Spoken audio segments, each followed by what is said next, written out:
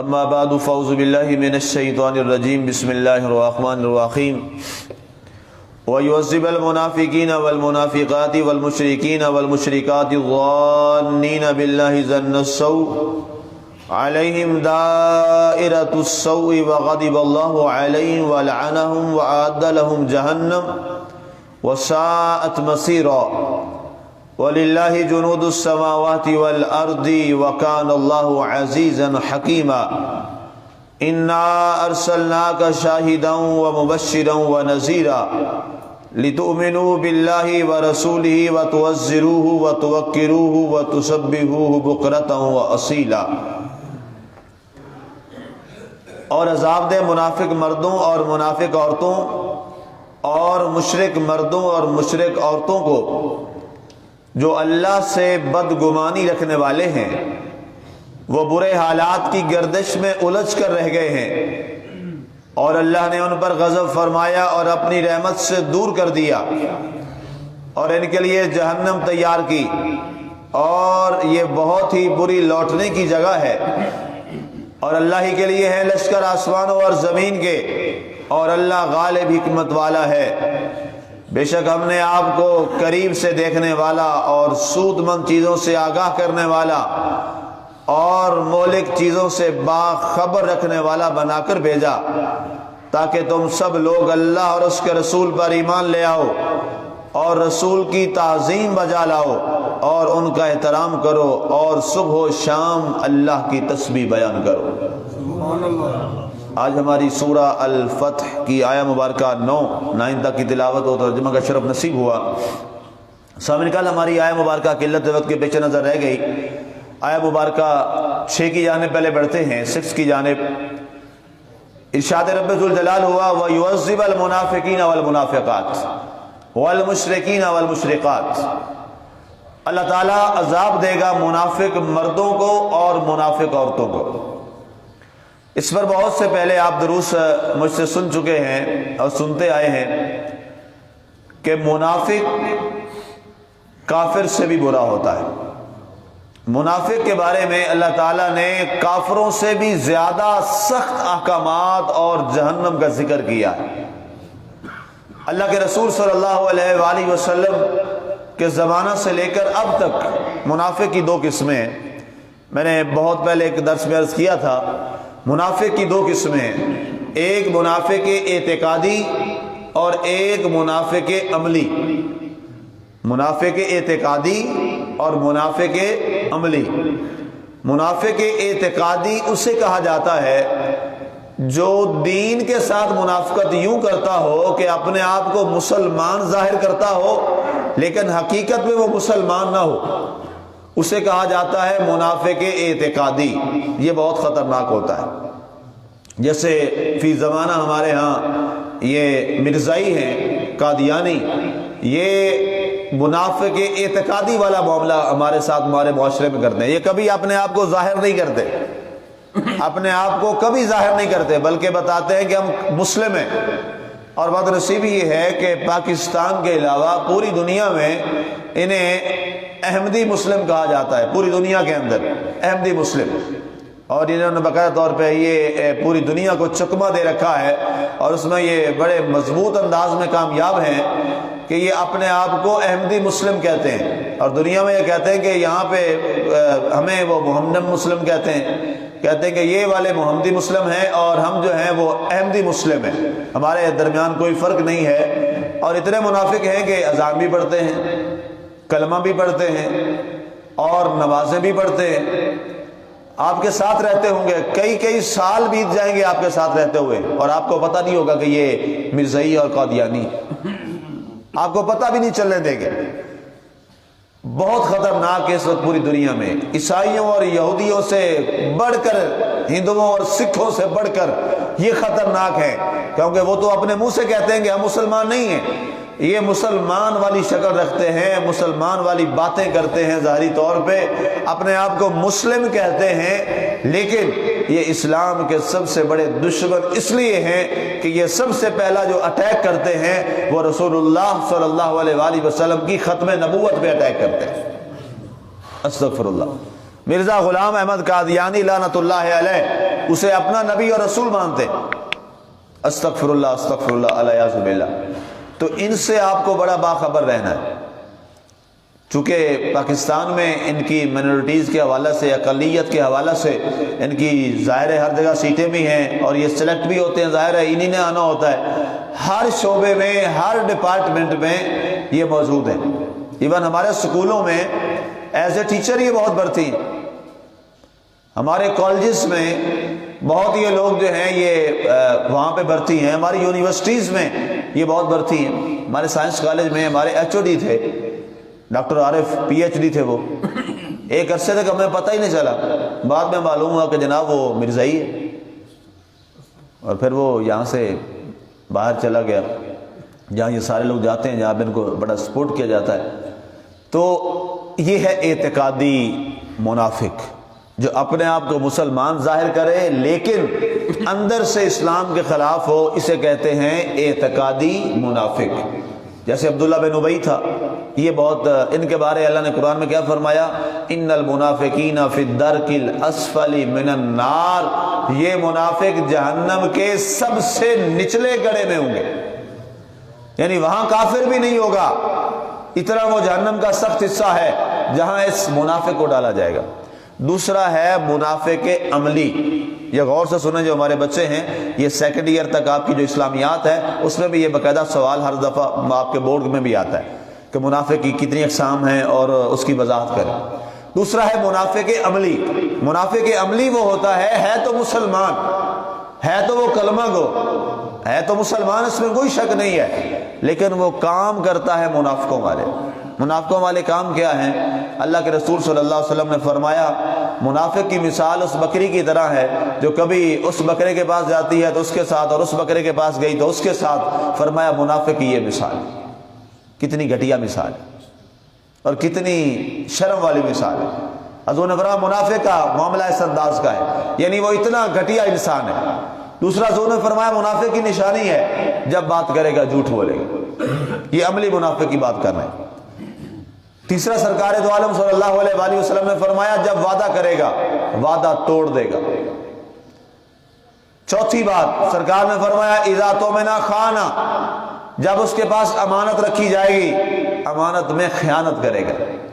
پانچویں چیز سرکار دو عالم صلی اللہ علیہ وآلہ وسلم نے فرمایا جب لڑائی جھگڑا کرے گا تو گالیاں بکے گا۔ فرمایا یہ عملی منافق کی نشانی ہے۔ ہم نے غور کرنا ہے کیا ان میں سے کوئی ہمارے اندر تو نہیں ہے؟ اگر ان میں سے کوئی ہمارے اندر ہے تو ہم عملی منافق ہیں۔ ہم عملی منافق میں سب میں جا رہے ہیں تو ہمیں فوری طور پر اللہ کے حضور توبہ کرنی چاہیے کہ اے اللہ ہم سے جو ہو گیا اس کو معاف فرما اور آئندہ عملی منافقوں سے ہمیں محفوظ فرما۔ میں دوبارہ یہ دہرا دیتا ہوں اس لیے کہ ہمارے معاشرے میں یہ برائیاں عملی منافق والی بہت زیادہ ہو گئی ہیں۔ حضور نے فرمایا صلی اللہ علیہ وسلم نے کہ جب بات کرے جھوٹ بولے، جب امانت رکھی جائے خیانت کرے، جب وعدہ کرے وعدہ توڑ دے، جب لڑائی جھگڑا کرے تو گالیاں بکے۔ فرمایا اور جب تمہارے منہ پہ آئے، اس کی وضاحت آسان میں کہہ دوں تو تمہارا ہے، جب دوسرے کے پاس جائے تو اس کا ہو جائے اور تمہارا گلہ کرے۔ سرکار نے فرمایا اس بکری کی طرح۔ تو اللہ کے رسول صلی اللہ علیہ وسلم نے فرمایا جس میں یہ علامتیں ہیں وہ عملی منافق ہے، اور حضور صلی اللہ علیہ وسلم نے فرمایا اس کے سارے عمل ضائع اور اکارت ہو جاتے ہیں، اسے جہنم میں ڈالا جائے گا۔ ظاہر ہے مسلمان تو ہے لیکن اسے جہنم رسید کر دیا جائے گا۔ مسلمانوں آج توبہ کیجیے، جہاں جہاں تک میری آواز جا رہی ہے سوشل میڈیا کے ذریعے، جو جتنے میرے لسنر ہیں سب تک یہ میں گزارش کرتا ہوں کہ خدا را اگر ہم مسلمانوں میں ان میں سے کوئی برائی شامل ہے جو کہ ہمارے معاشرے کی یہ بہت برائی ہے تو اللہ تعالیٰ کے حضور توبہ کریں، اے اللہ ہمیں اس عملی منافقت سے محفوظ فرما۔ یہ دو باتیں آپ کو سمجھ آ گئیں، اعتقادی منافق اور عملی منافق۔ اللہ نے فرمایا کہ اللہ منافقوں کو عذاب دے گا، منافق مرد ہو یا منافق عورت ہو۔ فرمایا انہیں اللہ عذاب دے گا، مشرک مرد ہو یا مشرک عورت جو اللہ کے بارے میں بدگمانی کرتے ہیں، اللہ انہیں عذاب دے گا۔ علیہم دائرۃ السوء، اور ان پر اللہ تعالیٰ ایسا گردش کے ایام ڈال دے گا کہ اسے گردش ایام میں رسوا کر دے گا. وغضب اللہ علیہم ولعنہم وأعد لہم جہنم. فرمایا اللہ تعالیٰ ان پر ایسا غضب فرمائے گا اور اللہ ان پر لعنت فرمائے گا اور اللہ تعالیٰ نے ان کے لیے جہنم تیار کر رکھی ہے. اللہ اکبر. ان کے لیے جہنم کو تیار کر رکھا. وسعت مسیرہ. جہنم کیسی ہے؟ فرمایا لوگوں یہ بڑی بری جگہ ہے، یہ بہت بری جگہ ہے، یہ لوٹنے کی بہت بری جگہ ہے. جہنم کے حوال یہاں پہ میں آپ کے سامنے رکھ دوں تو آپ حیران ہو جائیں. جو اللہ نے جہنم کی سختیاں قرآن میں بیان کی ہیں، جو قرآن میں سختیاں بیان کی ہیں، وہ انسان بیان نہیں کر سکتا، انسان وہ سن نہیں سکتا. اتنی سختیاں اور ترشیاں جو اللہ نے قرآن میں اس کی بیان فرمائی ہے. آگے فرمایا گیا وَلِلَّهِ جُنُودُ السَّمَاوَاتِ وَالْأَرْضِ. اے لوگوں آسمانوں اور زمین میں سارے لشکر جو ہیں وہ اللہ ہی کے ہیں. سارے لشکر کس کے ہیں؟ اللہ کے ہیں. یہ ساری بادشاہیاں اللہ کی ہیں، سارا کچھ اللہ کا ہے. ہمارا کچھ نہیں ہے، ہمارا کچھ نہیں ہے. اور جس نے کہا نا سب کچھ اللہ کا ہے، میرا کچھ نہیں ہے، رب تعالیٰ نے اس کو سب کچھ عطا فرما دیا. اتنا عطا فرمایا کہ دنیا سے جانے کے بعد ان کی قبریں بھی آج زندہ ہیں، ان کے مزارات بھی آج زندہ ہیں.